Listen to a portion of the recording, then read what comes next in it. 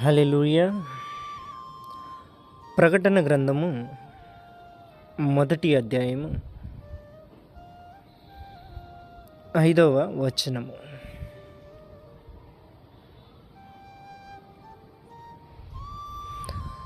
నమ్మకమైన సాక్షియు, మృతులలో నుండి ఆది సంబూధుడుగా లేచినవాడును, భూపతులకు అధిపతియునైన యేసుక్రీస్తు నుండి కృపా సమాధానములు మీకు కలుగునుగాక.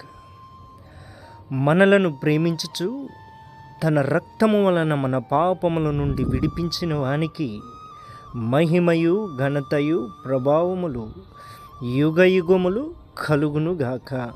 ఆమేన్.